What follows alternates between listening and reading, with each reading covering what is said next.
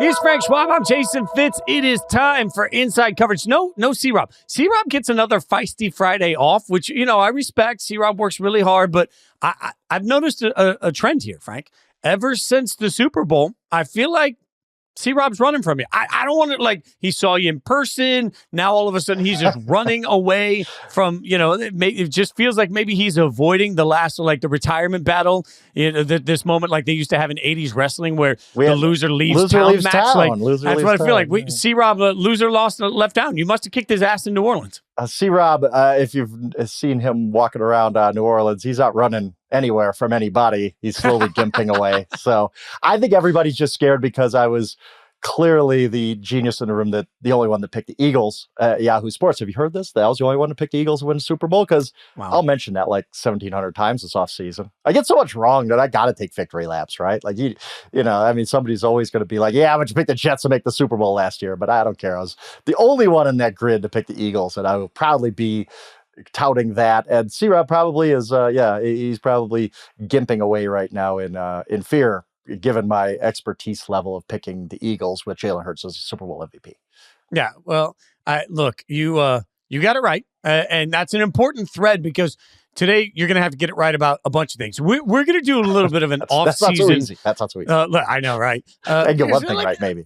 It's like a whip around, right? We're going to do a whip around on some of the biggest stories from free agency and the most interesting teams heading into free agency. Because even though this show and all of our shows will focus a lot on the draft coming up, and we've got some draft stuff we're really excited about for Yahoo, free agency is here right now, So I thought in honor of some of the work you're doing writing, we would take a look at some of the more interesting teams and some of the more interesting storylines. So let's start with some free agency storylines and what stands out. And this is where I really want to remind the world of one of the stupidest things we do in sports.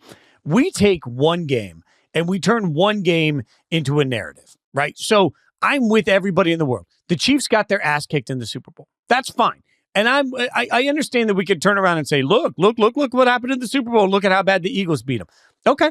2 weeks before that, they won the AFC Championship game, right? Because all I keep hearing is that the Chiefs are dead in the water. And I'm thinking, okay, so the method to beating the Chiefs is have a front seven that's absolutely epic to the point that you never have to blitz and also have guys in the secondary that can cover. Also, if you can have two of the best wide receivers in the NFL with a quarterback that's playing super efficient, one of the best offensive lines, if not the best offensive line, and, running back coming off of a historic season. That's all it takes to whoop the snot out of the Chiefs.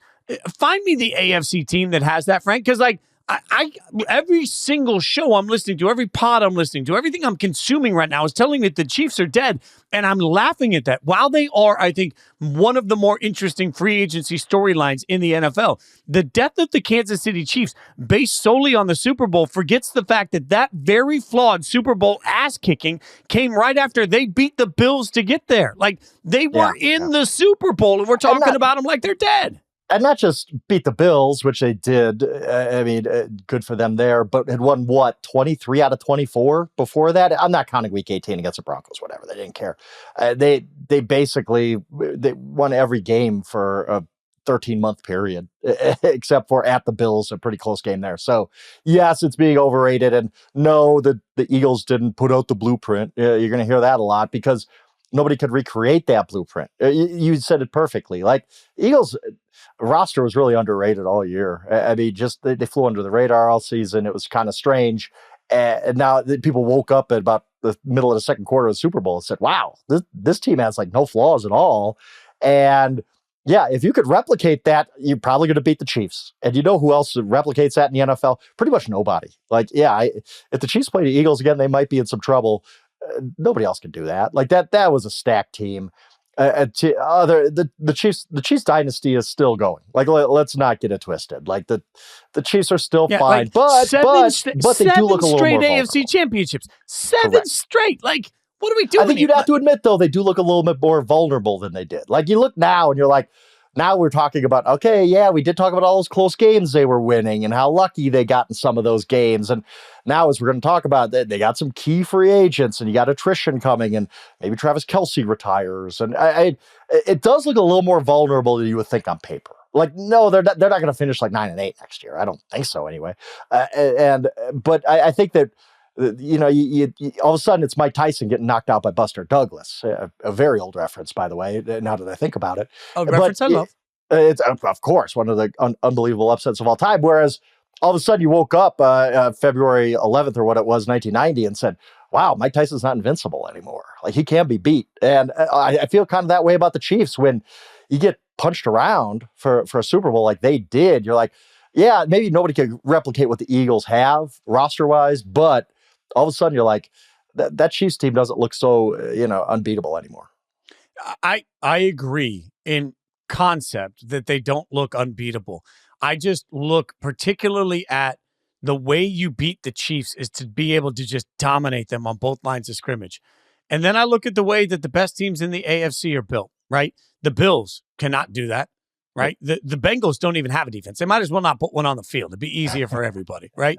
So even though they have the offense, they don't have the defense to be able to do anything. The Ravens defense was much better in the back half of the season. I'll give them credit for that. But the strength of the Ravens defense is not going to be, oh, we never have to rush anybody and we're going to be able to cover you like that. They're not built that way. The only team in the AFC that has the defense, I think, that could actually be a pain in the ass for the Chiefs to take on is the Steelers. And the Steelers have a trash quarterback situation. They don't have any of the other things that you need. So, like, it's just a simple math. You know who's the one team that's closest, I think?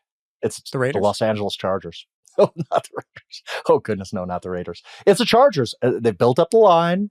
I think that now you got year 2 of the Harbaugh era. What do we build it? We're just Jim Harbaugh wants to build lines. Like, I think I think that they're the team that we're going to talk about the offseason free agency, a little bit of draft stuff.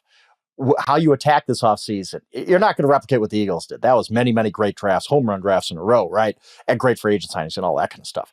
But if you're looking at, like, what team is kind of okay, if you have a really, really good offseason building this part of your team, I think the Chargers might be the closest to where you're all of a sudden looking at something pretty special. Now, we've said this about the Chargers for years and years and years, and I get it.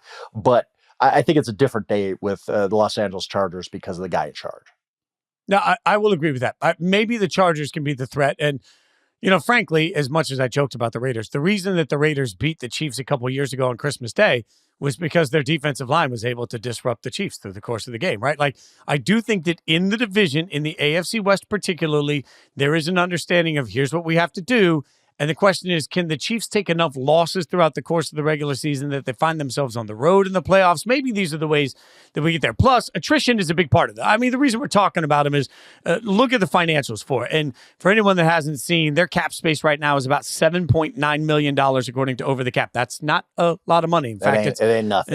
It's near the bottom. It's bad, yeah.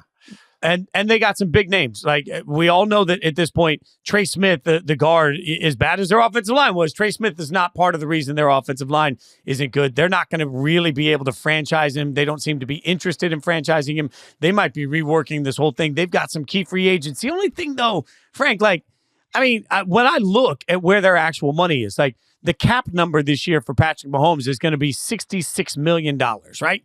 So you convert some money. You move some money around, they'll adjust that. Like, Travis Kelce right now has no guaranteed money and a cap hit of almost $20 million.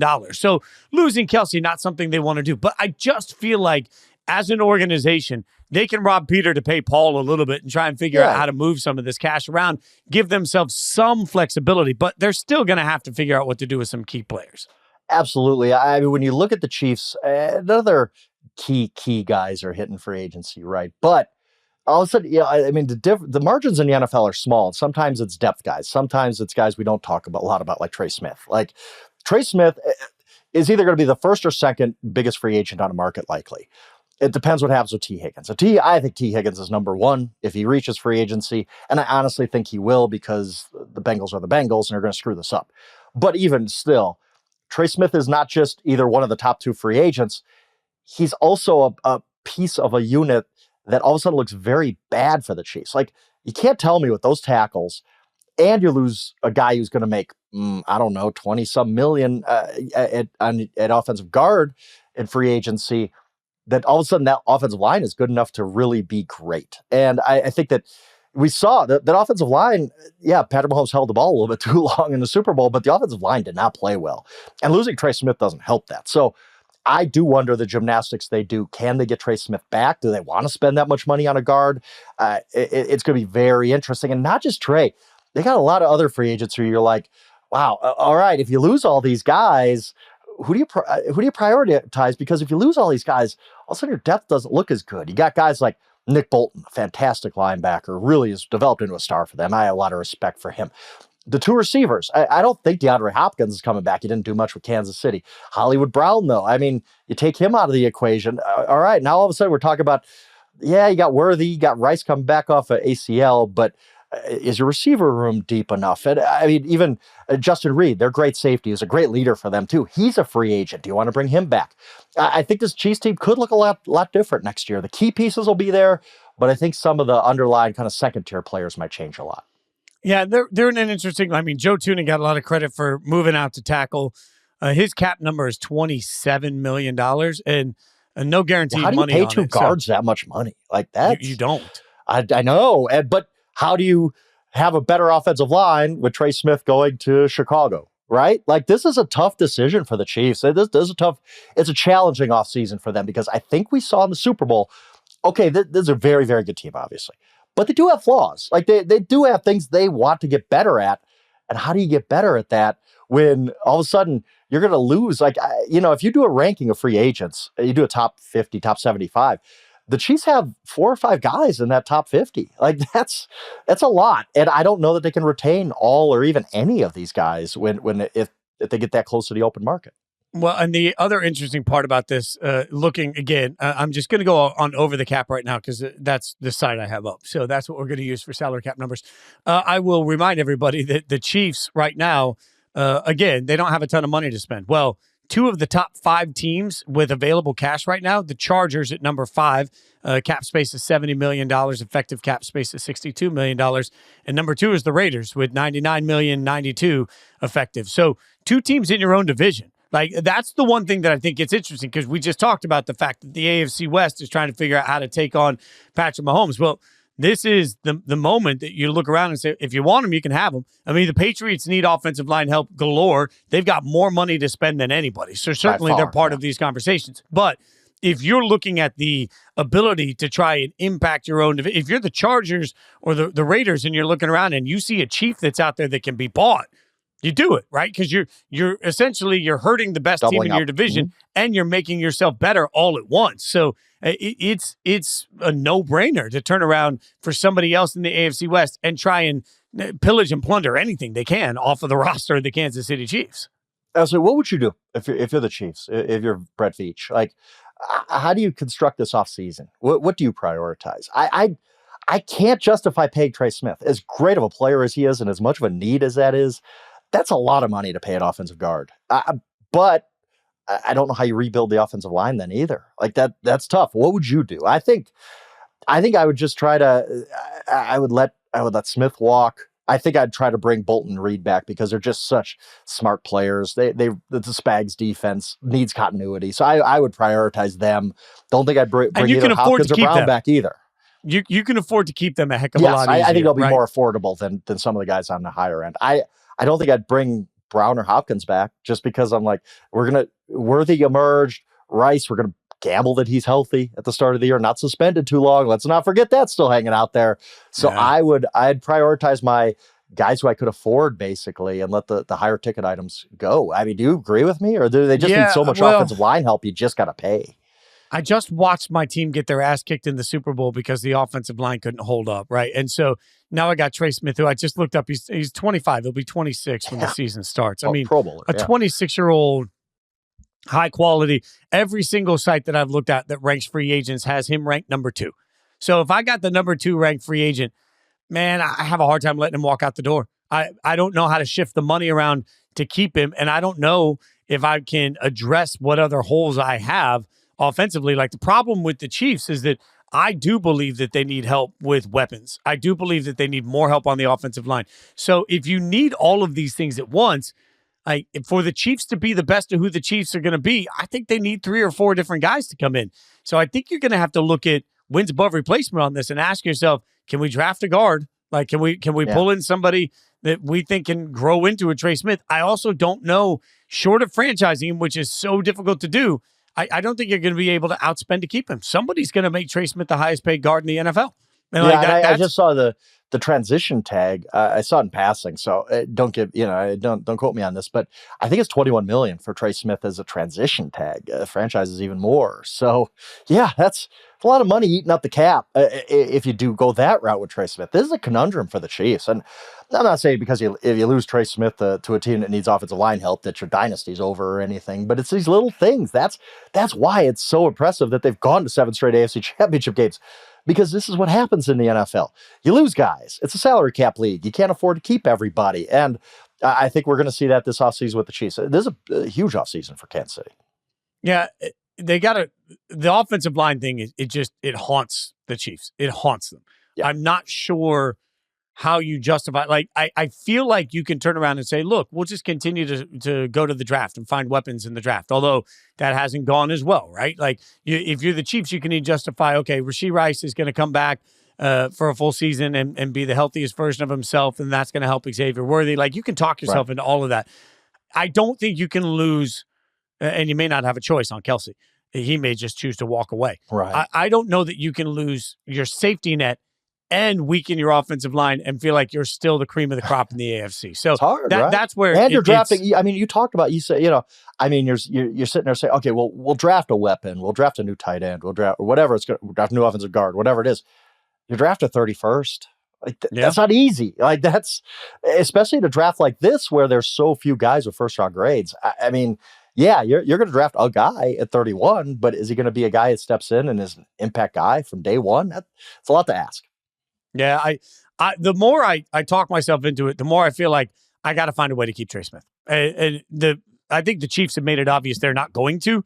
There are certain positions. How often have we said on this show? I feel like if you took a shot every time I say there aren't 32 starting left guards in the NFL caliber, like talent wise, there aren't 32 starting right tackles in the NFL. Like they're just depth at offensive line isn't even there. Like there just isn't high quality all across the board. So knowing that I've got to keep something in front of Mahomes, I'm finding a way. And I just wonder if the Chiefs in the last minute won't figure out a way to shift some money around in Mahomes' deal to try and keep him, especially if they find out that Kelce's leaving. If Kelce decides to retire, and they need that info ASAP. Like, you don't want to rush a player, but man, you got to know because it's going to impact the way you approach your entire offseason if you lose that safety blanket. And yes, he looked slow and washed in the Super Bowl, and through a lot of the season, it wasn't as good. But even when I talked to Kittle at the Super Bowl, and when I sat there and we talked about sort of the perception on Kelce, he laughed and he's like, caught more passes than I did this year. We just forget that. We just forget how good Kelce was. He just wasn't Travis Kelce. And he's not. He's not going to be any. He's not going to be the 1,300-yard Travis Kelce anymore, but he's still the guy on 3rd and 4 who's going to get open, and Patrick Mahomes is going to find him for a first down. That's who he is in that offense now. And there's a ton of value in it. Yeah, I think the Chiefs are going to figure out. I want to believe that they'll figure out Trey Smith because they need to. I also feel like a year ago right now, I had massive belief that the Bills would figure out a wide receiver. And, we get hammered a lot on social media. I'm not going to lie. Like Bears fans are angry at us at Tuesday's episode. I'm like, hey, sorry, guys. I've muted the conversation at this point. Like, good Lord, relax. It's not that serious. It's just football. So serious on February 10th or whatever it was. Yeah. I know, my God. But I got killed a few weeks ago after the Bills lost when I said to you, hey, the one thing I want a wide receiver. Like if I'm the Bills, I need a wide receiver. And it was like, no, you need help all over the place. Can't afford a wide receiver, blah, blah, blah. Okay. Look, I want my epic quarterback to have epic weapons around him because I just think that's a step in the game. Like I've told you before, 3rd and 6. I want a known answer. 3rd and 6. Where are you going with the football? And the Bills need that. They didn't get that in the draft last year. We'll see if Keon Coleman turns out to blossom into this great flower of a player. But I don't know. Like I feel like at some point you've just got to make things a little easier for Josh Allen. Yes, the Bills need help everywhere, but second straight year we're coming in and saying maybe Amari will be healthy. I don't know, but second straight year we're sitting there saying, my God, they need a go-to guy in Buffalo. Yeah, and Amari's hitting free agency, and this is why I wrote this in my top 10 storylines. I put the Bills finding a receiver in there because can Josh Allen do it all himself? Yeah, he's won an MVP last year with this crew. Like he's perfectly capable, but you're trying to get to the next level.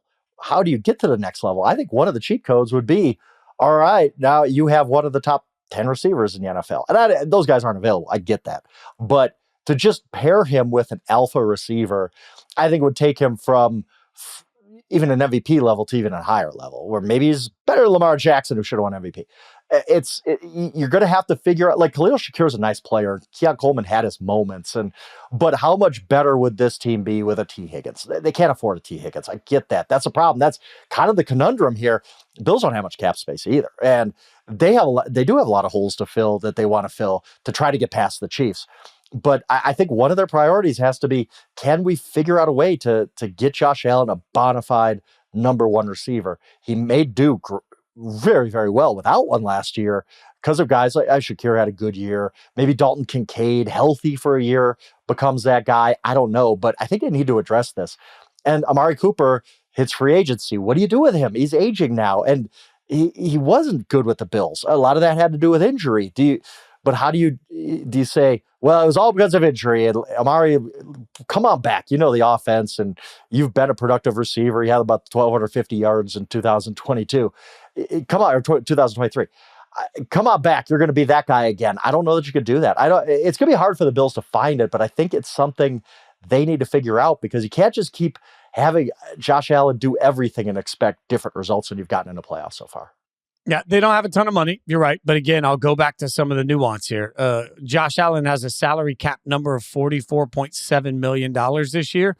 Certainly, you have your quarterback. So there's absolutely nothing. He has $14 million in guaranteed money and then nothing that's guaranteed after that. So this is one of those easy situations where you shift some money around and you take it from future earnings and you convert it into guarantees and you add voidable years. Like, there's ways to create a little bit of money there from the Josh Allen deal. And also Von Miller, who's, costs an arm and a leg, has a cap number right now of $23.8 million.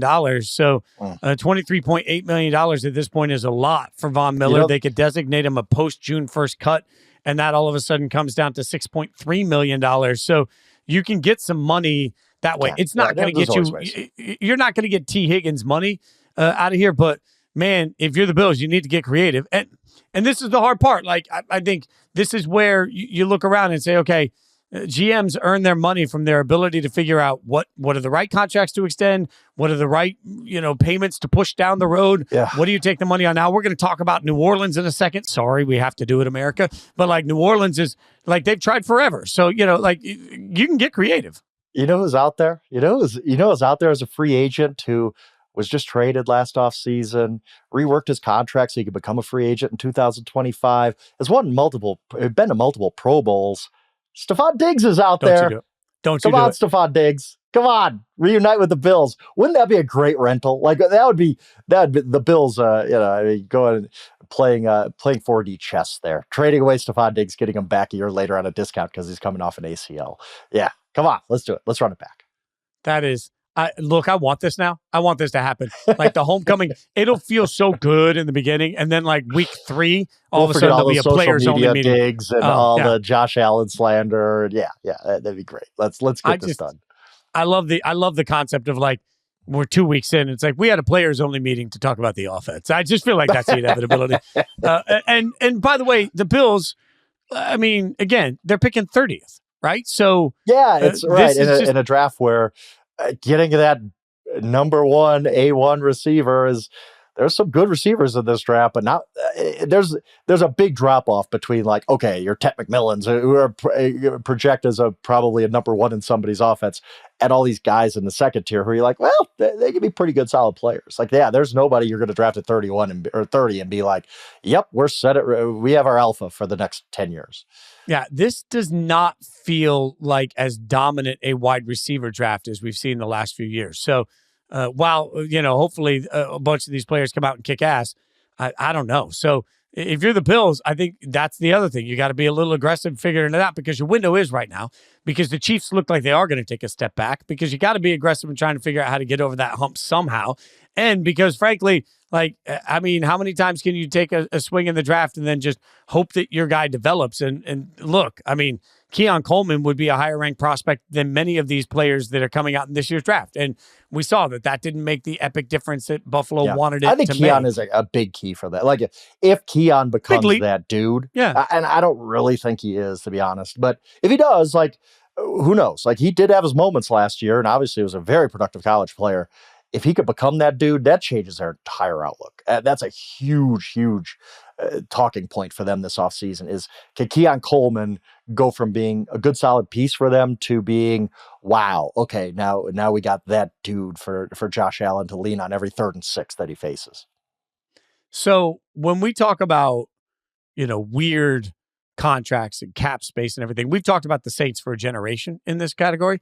So crazy. I don't want to make a big deal about the fact that the Saints are currently $47 million over the cap, because I feel like every year they're $100 million over the cap. But this is an interesting moment for the Saints. Kellen Moore becomes their head coach, and we don't know how he feels about Derek Carr. Like, I have no idea, but it is interesting to me because the Saints have a couple of different strategies. Like, frankly, they could just start cutting people all over the place and just try and figure out what that means. Now, for Derek Carr carries a $51 million cap hit this year, but he carries a 50. Really? Yeah, it's $51 million. I didn't realize it was that bad. Wow. But it's $21 million dead cap if they cut him and designate him post June 1st. So they would actually save $30 million against the cap by getting rid of Derek Carr. Now, that doesn't mean that they have another quarterback, but that's where you look at it and say, okay, the Saints are in a little bit of a different situation. They picked 9th. So if they love one of these quarterbacks in this year's draft, I don't know that it's asinine for them to basically start the clock all over. Like, you take a bunch of hits, you cut a bunch of people, you take all of these salary cap lumps that you need to take, you right your cap situation, and you do it with a rookie quarterback contract. Like, kind of a win-win, depending on how it falls with Cam and Shador and maybe Jackson Dart if they fall in love with him. I have to wonder what Kellen Moore is thinking right now, because I think that's a huge part of what the future of the Saints looks like. And I think that's the key question here. I think that if you had an established coach or something like that, where you say, look, we're just going to take the dynamite and we're going to get rid of everything. Like, everything must go. Derek Carr's gone. These aging stars on the defense are gone. Why they weren't more active at the trade deadline last year, I will never understand. I really don't. Like, they are fooling themselves. Like, they're just talking themselves into something that doesn't exist, right? The Alvin Kamara contract extension is just bananas. Like, what are you doing? Like, this is crazy, guys. Come on, stop it. But I think that the one factor here is, you don't have that established coach. You have a rookie head coach who's coming in and trying to build a culture.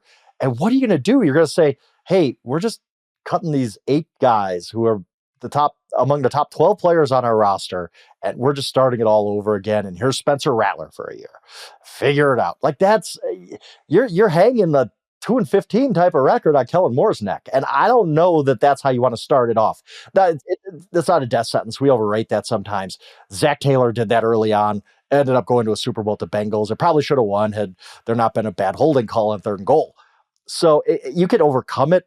We probably overstate that, but at the same time, you don't want your coach starting off this way of, hey, Kellen, figure it out with this ragtag JV crew, because we've gotten rid of everybody from all these years of spending, pushing ahead cap hits. So I don't know what you do. I think that you're right that they should just blow it up and get rid of everybody and take your cap hits now and reset things and be better off in 2026. But that's a tough ask of your rookie head coach to manage that whole situation. But this bill was always coming due. I write these, in the summer, I write my NFL previews. I love doing it. Every year with the Saints, I write the same few paragraphs about how could this team just keep impulsively spending and not worried about the cap hits and not worried about this, not worried about that. And every year we do this dance with the Saints. And I think at some point, this is what you get out of it. You get a team that ceiling is 8 or 9 wins, and you're just chasing these cap hits down the road for what? You're not a Super Bowl contender. I think they do need to blow it up. But again, you also need to do that and also sit Kellen Moore down and say, we're going to have patience with you. We understand we're sticking you with a bad situation this year. It'll get better in a few years. You're our guy. We ain't going to fire you just if he goes 1-16, which certainly might happen if they do the full reset.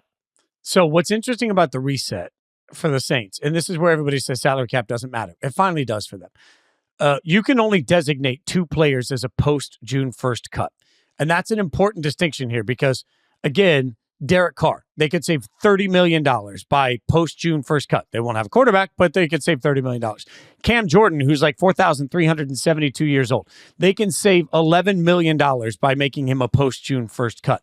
Taysom Hill, they could save $10 million by making Taysom Hill a post-June 1st cut. So there's 3 cuts right there that could get you under, but you're only allowed to designate 2 as post-June 1st. And I say that because if you instead look at the pre-June 1st cuts, cutting Derek Carr, you would take all of the money right now, basically. It's the same cap number.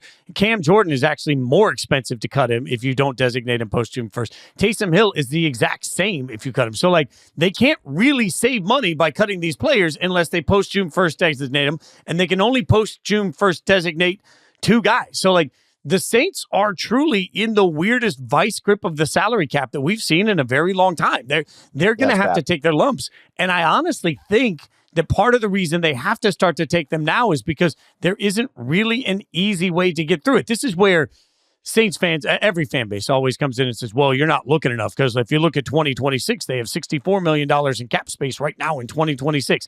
Life is never that simple. So I don't really want, like, the Saints can get out of it in 2017. In 2017, they have nothing on the books. The question is, how do you get there? So I think this gets really complicated for them to What do you do with Derek? Do you cut him? Yeah, I get rid of Derek Carr. Like, I think Derek so Carr's not going to win me enough games. Like, and if I'm not going to win the only right thing now, is, do you want? I would want a veteran quarterback for Kellen Moore just to give you a chance to be competitive and to put out something decent when you're trying to build a culture there in New Orleans. But I get it. Like, what do you do? Like, I don't know. Derek Carr's certainly not your future. He gives you a better chance to compete right now, but not to the point where you're going to be competing for an NFC South title. I don't think. I guess I cut him, but at the same time, like, again, you're saying, okay, Spencer Rattler's our guy this year. Are you ready for that? Like, that's not the best situation in the world to be in. I'm hopeful that I can get a quarterback in the draft that I believe in more than Spencer Rattler, and I wouldn't Derek Carr. Honestly, Fitz, I wouldn't want to use the draft capital on a quarterback I really don't believe in. Like, unless if you're sold on Jackson Dart, okay, cool, I get that. But usually when you do something like that, when you talk yourself into a guy or you draft a guy in the second round, saying, oh, we'll develop him, almost always it's a wasted pick. Like, we've seen so many wasted picks on the Deshaun Kaisers of the world and Davis Webb. And I could go on and on about all these quarterbacks that get drafted. And immediately teams are like, what do we do that for? We drafted Kyle Lauletta and we hate him already. Like, we're never going to give him a shot. I would not want to waste valuable draft picks if I'm a rebuilding Saints team on a quarterback I don't love. I would rather just say, yep, I agree. We'll figure it out with Spencer Rattler. Unless you do it. I don't want to end up with Zach there's Wilson. reasons to. I'm good with that. Or Milroe, or any of these guys who are kind of the second tier quarterbacks behind Cam and Shador. But if you don't love them, don't waste a draft pick on it. Just take your medicine. Yeah, I agree. The longer. Don't take a quarterback unless you believe the quarterback will save your franchise in the first round. Like, because otherwise there's no halfway on it. A pretty good quarterback that's drafted in the first round will be viewed as an abject failure. So unless you absolutely believe in your heart of hearts that this person is worth risking the way that you pay your bills, then you don't draft him. Like, if you're a GM, unless you can look at your wife and your family and say, hey, I believe that Jackson Dart is the way that we will continue to live this lifestyle for the next 10 years. If you can't say that, then you don't draft a quarterback. It's that simple. It's not worth the risk. All right. From quarterbacks and free agent storylines to watch, let's get to some of the most interesting teams. Frank has ranked the 10 most interesting teams to watch in free agency. We'll go through them and take a look at some of them after a quick break. Frank, you've been working on something that'll be up soon with the 10 most interesting teams in free agency. Thought we could have a little bit of fun and go through the 10 and see what is particularly interesting about them, how it will impact everybody. Let's start your list. Your list at number 10, and I'm surprised this team is this low, is the Rams. Why Rams at 10? It's because they could just stand pat, really. But the Rams always seem impatient, right? Antsy. Like, let's find a new thing. Let's do something. Let's shake things up. And that's why you're hearing all this Matthew Stafford stuff. Personally, I think they kind of just float out stuff, right? They do this a lot. And I think Matthew Stafford, there's nothing to it other than that. They're just like, let's see what what calls we get on Matthew Stafford if we put out there that, hey, maybe he's available in a trade. Maybe the Giants are so desperate to save their jobs that they come and get Matthew Stafford for way too high of a price.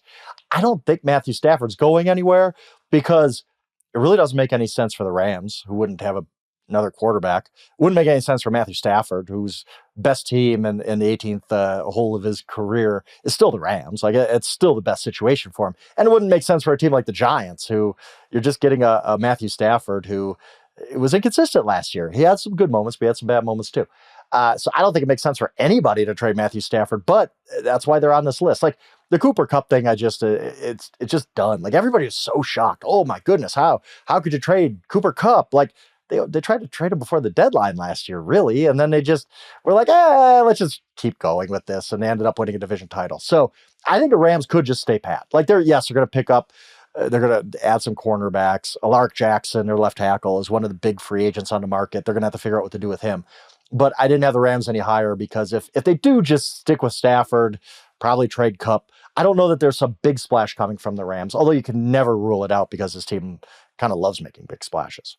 I think in the fourth round a couple years ago when they took Stetson Bennett, they were hopeful they could develop somebody where they weren't in this situation. Like another wasted draft pick on a quarterback, by the way, right? Yep. Like we know now, there's no chance Stetson Bennett's going to be their starter next year. Like it's just a wasted fourth round pick. But they told you in that moment, hey, we're trying to brace for the future without Matt Stafford. Right. Problem is they haven't been able to brace. So now they're stuck. They're stuck with, and not that you're ever stuck with Matt Stafford, but even if they wanted to move on, they don't have an easy, viable option. Even if they draft somebody in the first round, if they're sitting there and their quarterback of their dreams comes up, much more likely that they keep Stafford to use him as a one-year mentor and use him as the Alex Smith to your Patrick Mahomes. So I'm with you completely on that. At number 9, you have the Vikings. I've said repeatedly that I think Sam Darnold should be franchised. Vikings fans tell me every time that I'm a moron. I get it. Nobody wants to spend the money on him. I understand it. But it is still the trickle-down effect on it. Like, this is such an interesting hindsight's 2020 moment because if they let him go and JJ isn't great or JJ has injury issues, we're all going to question it. If they keep him and then he looks like he did in the last 2 games, we're all going to have issues. So, like, it's damned if you do and damned if you don't for the Vikings. And I just, look, too many NFL teams think about quarterback one way and only one way, and you can't be non-traditional with this. And I talk a lot about the Falcons.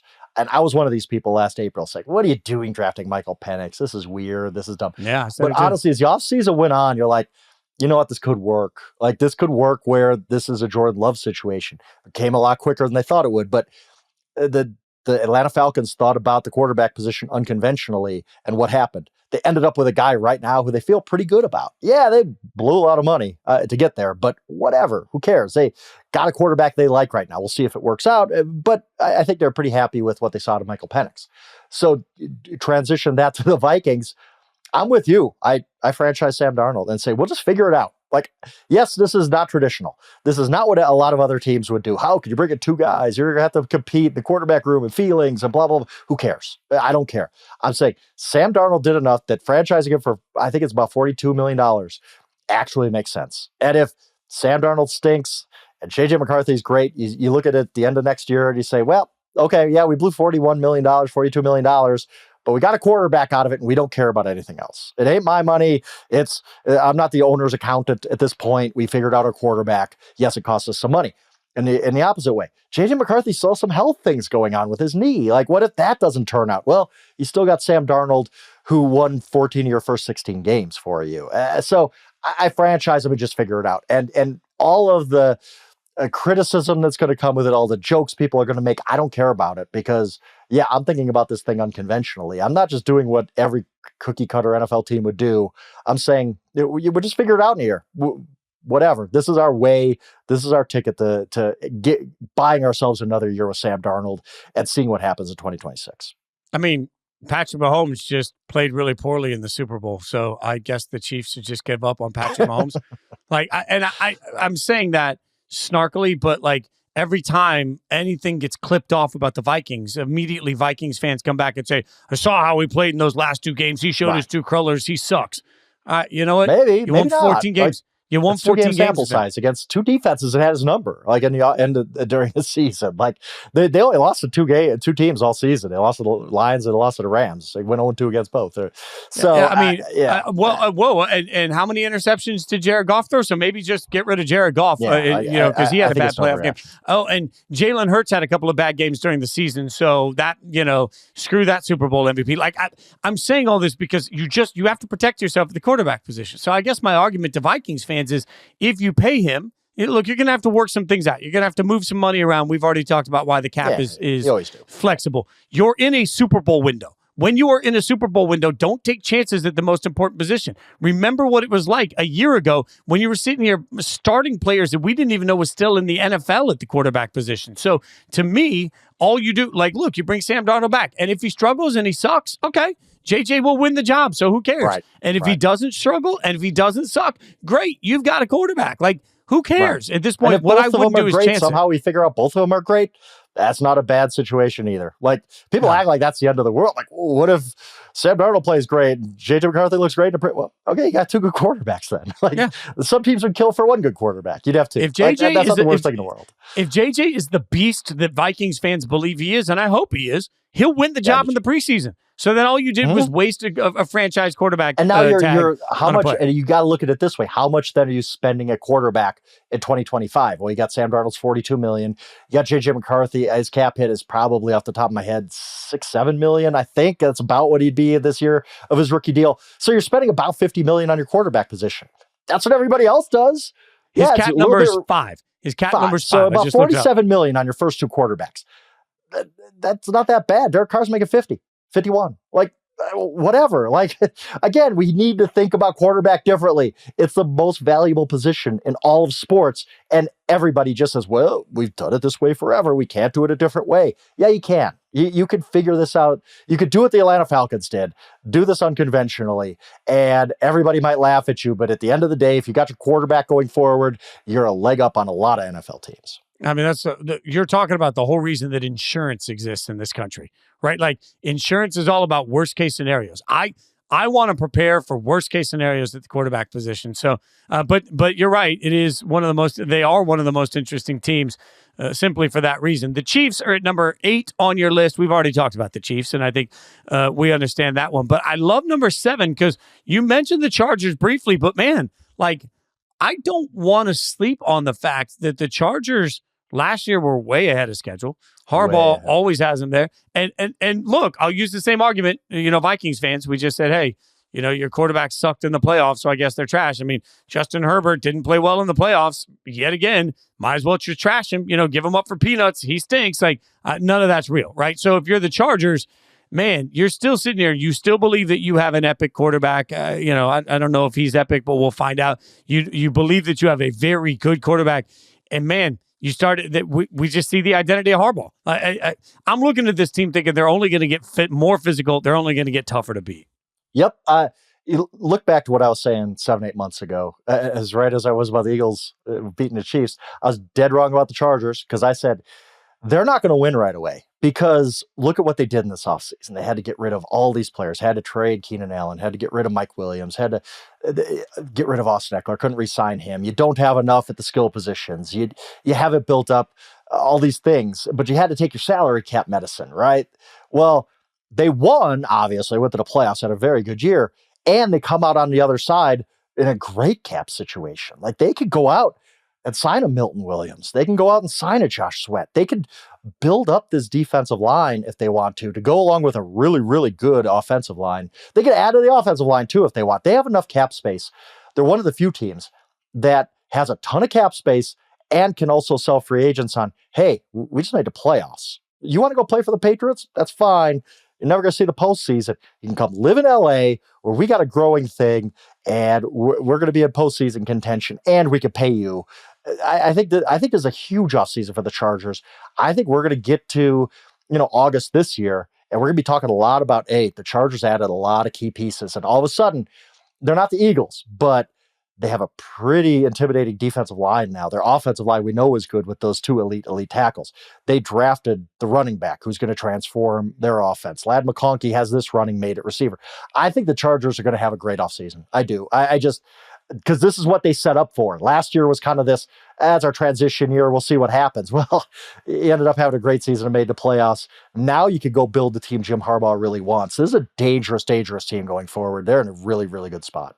Yeah, they have a good amount of cap space, as we've mentioned. They have a lot of contract flexibility to create even more cap space should they need it, which is kind of scary. And look, they're being run by somebody that I think is proven his brilliance. So the Chargers, certainly, they've become the help me, Obi-Wan, you're my only hope for the entire AFC when it comes to just taking down the Chiefs week in and week out. The Chargers, I think, have the best shot at being that only hope. Let's get one more in real quick before we take a quick break. Steelers at number 6. Who the hell's going to be their quarterback, Frank? That's it. That's why they're 6, right? Because of the Aaron Rodgers question. I think that everybody's waiting to see, does Aaron Rodgers want to go play for Pittsburgh or anybody?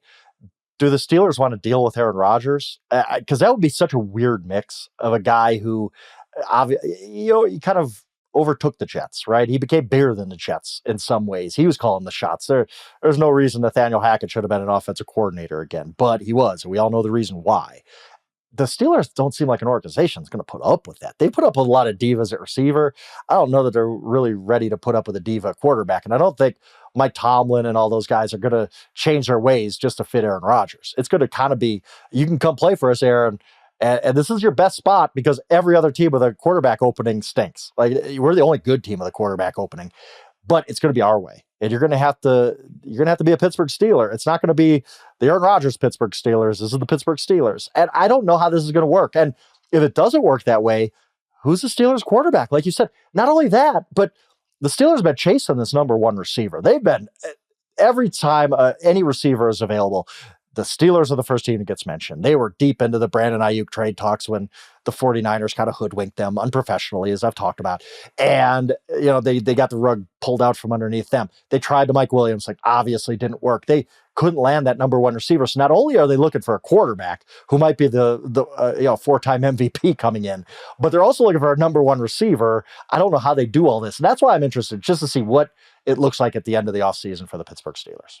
I also think TJ Watt is quietly an interesting story to me because, this is such a rarity in salary cap world. The top 10 salary cap hits for the Pittsburgh Steelers this season. This top 10 salary cap numbers. Number 1 is TJ Watt, Minkah Fitzpatrick. Number 2, I won't go through the whole list, but the top 10 all have 0 guaranteed money and all have cap hits. Oh, wow. And I say that because, like, we're sitting and look, when I talked to Max Crosby at the Super Bowl, he made it very clear that part of his future that he wants explained from the Raiders is going to be the Raiders sitting down and saying, here's what we're doing with your deal, because he's got no guaranteed money left. He doesn't have a dime left that is assured to him. We've heard Myles Garrett talk about wanting a trade from Cleveland, and a lot of people, our own insiders included, have said it's about money. Well, TJ Watt has no guaranteed money left on his contract at all. So and if I'm on the the wrong Steelers, side of 30, if I'm not mistaken, he's 31. He is 31. He is 31. So you've got an opportunity here to shift some things around, and frankly, they have the money to spend if they want to. They could make him wildly handsomely paid and take care of everything. If things are going off the rails, we have to wonder that in a world where pass rushers are all over the place saying, I want my money and I want my money now, and we understand that it's the second most valuable position in the NFL contractually. My God, I've already seen Myles Garrett, Max Crosby ask for money. If I'm TJ Watt, he might be doing it quietly, but you just got to wonder what the organization is going to do to make sure that he understands the path forward and that he feels loved. Because if at any point he decides he wants out, it's a favorable situation. Yeah, much different situation than I think the other guys anyway. I agree with you. That is a situation worth watching too. I think it'll get handled. Steelers usually get these things done and do it in a way that everybody's kind of happy. So yeah, a lot of moving parts for the Steelers this offseason. Going to be fascinating. If you could fast forward and tell me the one answer to any question, give you one, who wins the NBA championship would be nice because I could bet on it. But if you're telling me NFL offseason wise, what's the one question you want answered? Because I think it affects the rest of the offseason. It's who is the Steelers quarterback? Who do Steelers land on a quarterback? Because then you can see the rest of the dominoes falling around the NFL with a lot of these teams looking for quarterback. Yeah, where does Aaron Rodgers land, and who are the Steelers quarterbacks? We're going to be talking about that ad nauseum. Okay, the top 5 teams, we'll get to those after we take a quick break. Frank, at number 5, the Bears on your list. The Bears fans hate us right now. We did an episode on Tuesday talking about the harsh realities for every team, and we kind of picked something to make a big deal out of that could blow up. And we picked the Bears topic on the mesh of quarterback and head coach. And, as we said earlier, I've silenced the notifications on that one because there's just been too many of them. Bears fans hate us, but they're the number 5 most interesting storyline to you. Why? Because, I think that when you get a quarterback on his rookie deal, a good quarterback on his rookie deal, the pressure mounts at that point. Yeah, you figured that part out, and that's great. But the pressure next is, I don't want to waste this guy's prime. I don't want to be the general manager screwed this up before he gets his $60 million a year. And I think that's where the Bears are with Caleb Williams. They've got the quarterback. Like, I think he's going to be good, especially Ben Johnson. But now what do you do to build around him? And they tried last year, but it was all skill position stuff, right? We kind of forgot about the offensive line. So when we talk about a Trey Smith, who we talked a lot about in the open, I think that he makes perfect sense for the Bears. What are they going to do to fix that offensive line and maybe do other things? Like all of a sudden, does Ben Johnson use both of his running backs, like 1A guys? Do they go draft a guy? Do they go sign somebody? Not that there's a great running back free agent this year. Like there's no Josh Jacobs, Saquon Barkley type. Like that's not happening. But what do they do at running back? What do they do? Do they add another receiver and move on from Keenan Allen? Like that. These are the questions I want to see what the Bears do to build around Caleb Williams. They got the quarterback. They have faith in him going forward, but he needs help. And how do you help him? And I think that's a key question to this offseason. Yeah, offensive line is everything for the Bears. I want to oversimplify. Offensive line is everything for the Bears. And you added Trey Smith, and all of a sudden it doesn't look that bad. No, you're right. No, you're 1,000% right. Like, again, that's why the bidding war on Trey Smith is going, because Trey Smith makes an immediate difference to so many teams. Like an actual valuable win-loss difference. Yeah, I mean, you had a stud at one spot in your offensive line, and it just it changes the whole math on your offensive line. Every stud you add. So give me the math on the Broncos. Your number 4. Broncos way ahead of schedule too. Like talk about the Chargers. I mean, Broncos.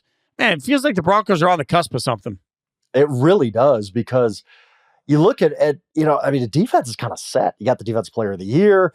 You got Zach Allen coming off a great season. And the one thing about the Broncos is we talk a lot about the Saints. The Saints' DNA was Sean Payton's DNA too, where you just get aggressive in free agency and figure it out later. And I think they're going to do the same thing, especially with Bo Nix on his rookie deal. Now, they still do have Russell Wilson, that number on the cap, which is kind of crazy that they overcame that to make the playoffs. It's a great accomplishment for the Broncos. But what happens next building around this quarterback? I think you need a tight end. I think they're going to draft one. I think that if I could bet right now, what position do the Broncos take in the first round? Tight end, I'd put a house payment on it, because they need a tight end in that offense. Sean Payton wants a tight end in that offense. They also need a running back. Like their running back situation was pretty bad last year, but everything else is pretty good. Like, yes, you could be a player for T. Higgins if he hits the open market because you want somebody to go next to Cortland Sutton. But you also don't, you could just say, we got a couple of young guys we really like in those spots, so we're just going to spend money elsewhere. I think this Broncos team has a lot, like coming off a season like that, they have a lot of flexibility where you could say, we don't have a ton of needs other than I do believe you need a tight end, you need some running back help. Those aren't high price positions though. So you could go make some luxury ads. And I think the Broncos will, because Sean Payton's teams are always aggressive at free agency. And we could look up, and I've talked a lot about the Chargers, how, the Chargers are coming, the Chargers are this, the Chargers are that. We could look up, and that's the Broncos in a year or two, where, they hit on the quarterback really hard. They lived through the Russell Wilson cap hell, and now they come out of it on the other side with a really, really good football team that's already made the playoffs once.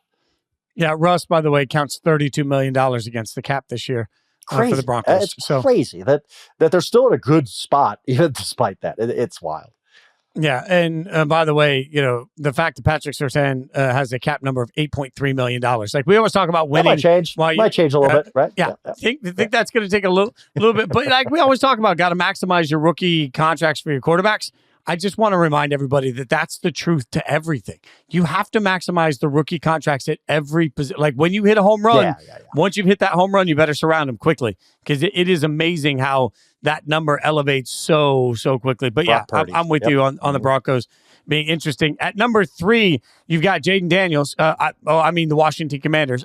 Look, I joke, but my God, the Commanders were so far ahead of their skis, and that's something that C-Rob has said with us a couple of times, that even people within the organization looked around and said, we shouldn't be winning like this. And they did. And so I just sit back and I feel like that meme, like eating popcorn, just trying to see what the hell happens next for Jayden Daniels, because I want to temper my expectations, but I can't. I feel like the Commanders suddenly have put themselves they're in a genuine Super Bowl window after 1 year of a rookie quarterback. Yep. And with a roster that has a lot of work to do. I mean, like you said, way ahead of where they were. I think it's going to take 2 off seasons for them to get there where they want to go.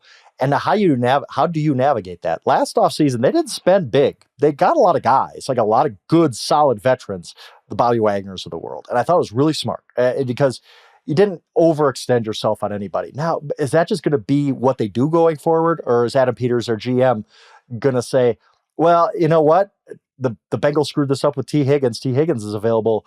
Go to T. Higgins' agent and just say, here's your blank check. Just pass it back across the table. Whatever that number is, we're going to say yes. Because can you imagine, that's a team. I think that's the most interesting fit that everybody's talked about already. I'm not reinventing the wheel here. T. Higgins, and the Bengals don't get things done because they're the Bengals. T. Higgins becomes free agent. Who is the one team that I want to see him on? It's the Washington Commanders, because him and McLaurin with Jayden Daniels, a quarterback, would be unbelievable. And Washington has the cap to do something like that, to where T. Higgins won't affect them in any way because Jayden Daniels is making so little money on his rookie deal. It's a fascinating thing. And also, what do you do on the offensive line? What do you do in the secondary where they need a lot of help? This is a team that could spend. They could go about things. And also, this is overrated a little bit, but I think there is some value in them going out to the free agents and saying, look, you want to come play with a guy who was rookie of the year, who might win an MVP in the next couple of years? We're going places. You want to compete for a Super Bowl? Come play with Jayden Daniels. I think that has a lot of value. And I think that they're able to land free agents like a T. Higgins maybe in a way that other teams just can't. Like other teams could say, the Raiders, Fitz, could go, hey, T. Higgins, here's a ton of money. And he's going to say, who's your quarterback? And the Commanders are going to say, hey, T, here's a ton of money, and here's Jayden Daniels to throw you the ball. And T. Higgins is going to say, yep, that's my team. So I think that they're going to be able to be a player in free agency more easily than other teams if they want. We just have to see what the Commanders want to do to build around this unbelievable young star. They can outspend Philly for the next couple of years because Philly's not in that same situation, and they need to be aggressive because this is a window now, and we all know that. They've also shown that they have the organizational structure to do that. This is the most competent era of Washington football we've seen in a very long time. And they didn't win 12 games by accident last year. They are Super Bowl contenders in my mind moving forward. And they, in part because not only do they have greatness at the quarterback position, but they do have so much money to spend. And by the way, they built a hell of a coaching staff that they managed to keep in place. Mm-hmm. Like that's just another very good point. Very good point. Everybody's going to be sitting back and have another year of familiarity with Kingsbury's offense. This is a home run era for Washington, which makes it fun to watch. And again, a ton of money to spend, which brings us to number 2, because the number 2 team on your list ahead of Washington, I think it's a little controversial here, is the Cincinnati Bengals, Frank? This could change based on what they do in the next couple of weeks, because again, this story is buying a whole new defense, brother. Like, what are we doing? I don't know. That's the thing. Like, okay, they've come out and said we're going to try to extend Jamar Chase, extend Trey Hendrickson, and sign T. Higgins. Okay, you should have done this a year or two ago, but whatever. You are where you are, and now you're saying that you want to do this. It's the Bengals. Do they really get this done? It's fascinating to me because we could be in a situation where they get none of this done, and all of a sudden, what do you do? Or the opposite end of this Fitz, you do get this done.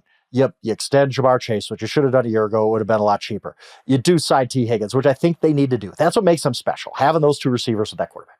You get Trey Hendrickson, who finished very high up. I think he finished 2nd Defensive Player of the Year. You get him done. Now, how do you build a defense? You've spent all your money. Like, you don't have no money left to build a defense anymore. Are you really going to just run that defense back with Joe Burrow in his prime and screw up another year with him? Like, that's why I'm fascinated to see roster construction-wise. A, can they get any or all of these 3 stars signed to big deals? And B, if you do, what's your counterpunch after that to actually improve your team? Because let's say you re-sign those 3 guys. You make all 3 of those guys happy. Come on back. Cool. You're bringing back basically an entire roster to win 9-8 last year. It might have been the NFL's biggest disappointment for missing the playoffs. How did you get better? Like, I find it fascinating from what do you do with the 3 guys, and then what do you do from a roster construction standpoint once you've figured out what happens with those 3 stars? Bengals fans want to use the Eagles as the comp constantly. Hey, look, Philly paid everybody. Cincinnati's a hell of a lot closer to being Dallas than they are Philadelphia right now. And by that, I mean, what did they do? So well that they overcame it. Right? Not only that, but the Eagles also paid people early. You can't pay people late and pay everybody, which is what the Cowboys are learning right now. Like, if you wait forever to spend money on Dak and then wait forever to spend money on CeeDee and then wait forever eventually to spend money on Micah, all of a sudden you're going to be turning around saying, oh my God, we don't have any money left to spend. Howie Roseman does a really good job of getting ahead of contracts, adding voidable years, and pushing all of that money down the road. And because of that, you see smaller cap numbers for guys like A.J. Brown than you would ever expect. The Bengals didn't do that. So because they waited so long, they're now in the Cowboys boat, which means when they spend all of this money to keep the guys that they want to keep, they're not going to have the necessary kitty left. They don't have the pool of cash over here left to spend to build, which means then they have to hit home runs with every single draft pick. And what proof of concept do we have that the Bengals can build an entire defense through the draft? Like Howie Roseman signed early and drafted defensively perfectly. Oh, and also quietly built the best offensive line in the NFL with the best offensive line coaches we've repeatedly heard. The Bengals have done none of those things. All the Bengals are doing right now is throwing big money at big stars because that feels like the right thing to do, which is exactly what the Cowboys did. They got the Cowboys to the level of mediocrity they sit in right now. Yeah, I think that a lot of that is true. And that's why the Bengals so high up on the list. It could change. Like, we got to see what happens with these 3 guys. If they sign all 3, Bengals don't become so interesting anymore. But I think as we sit right here today, the one of the 2 teams I'm following the closest right now is what the heck happens with the Bengals? Because again, and it comes back to, you have this Hall of Fame first ballot quarterback. I don't have any problem saying that right away. Like, Joe Burrow's going to be a first ballot Hall of Famer. He's that good. I'm fine saying it. If I'm wrong in 5 years, come at me. I'm fine with that. You have this gift, Joe Burrow. Are you really going to screw this up? Like that's why that's what separates them from even Dallas or anybody else. Of everybody else with this, Lamar Jackson, Josh Allen, Patrick Mahomes. We can say, oh yeah, Josh Allen's never won a big one, but at least he's gotten a shot at it. Like Joe Burrow, like, you're stuck now. Like, they did get a shot at it in Super Bowl. I talked about that. But right now, as we sit here going forward, you're like, are the Bengals just going to fall off the map? Like, is this what's going to happen? And that's why it's so fascinating to me to see how they build around Joe Burrow and don't waste his entire career. All right. So who's number 1 on the list? Well, when you have like twice as much cap space as anybody, you're a team that's going to be a player. The New England Patriots have a ridiculous amount of cap space because they're not paying anybody because they have no talent. And the yin and the yang of the New England Patriots this offseason is they can go to any free agent they want. And what's your price? Trey Smith. Okay, come on. Let's go. As long as money is the only object. And they could do that with any free agent because other than quarterback, there's not one position on the New England Patriots I feel confident about. Like, yeah, they got a pretty solid defensive line, I guess, but you can always add to there if they want a Milton Williams, who I've talked about before. If they want a linebacker, Nick Bolton, yeah, that would fit. Like, they have pretty much Christian Gonzalez, Drake May, and that's it. Like, that, anything else is on the table for the Patriots. So how are they going to use this cap space? And are they going to be a team that does overspend to get big stars? Or are they going to have this patient approach? Because I think job one right now, and this also comes back to what I talked about a few teams ago. When you have this quarterback on his rookie deal, the clock is ticking very loudly. You can't waste Drake May's prime. But they have so much work to do that how do you get this done in a expedited way to where Drake May is still making peanuts by the time you've built a good team around him? I'm fascinated to see what they do, how they go about it with all this cap space. Do they just sign a bunch of veterans? Do they go out and have 3 big ticket items? Let's not forget, they've been in on number 1 receivers too. Calvin Ridley, his girlfriend wanted to stay in the South. No, Robert Kraft, you just didn't pay him enough. Like, are you going to do it this time if T. Higgins is available or any of these other receivers that are on the Patriots are fascinating in many ways. The draft plays into this too. What do they do at number 4 when they're going to have a pick of most anybody in the draft because they don't need a quarterback? Fascinating team this offseason. I don't know what would you do? You have I think it's $130-ish million in cap space, and you could literally any position you sign, I'd be like, yep, the Patriots needed him, except quarterback. What would you do in this situation? I mean, $128 million is there. And I'm looking right now, Pro Football Focus's ranking of top free agents. T. Higgins, Trey Smith, Javon Holland, Chris Godwin, Khalil Mack, DJ Reed, Amari Cooper, Ronnie Stanley. I read these names because Josh Sweat also on that list, Stephon Diggs. I read that out because a lot of times guys get to free agency and they just don't have anything left in the tank. And so you look at it and say, why? Well, you don't want to overspend on that guy. For the Patriots, for a team that can afford it right now, if you look up and down this list, there are difference-making players all over the place. Now, who's going to get franchised and where they're going to stick, I don't know. But it is rare that I look at free agency as a member of the media and say, man, the way you fix your team is free agency. I don't think that usually works. You got to go to the draft. You got to be patient. I agree with that. However, this year, there are enough quality starters out there that, man, you can bridge a lot of gaps and you got the money to spend. So I don't think it's draft or free agency for the Patriots. I think it's both. I think you spend all of your money that you possibly can. Go out and spend to make yourself relevant right now.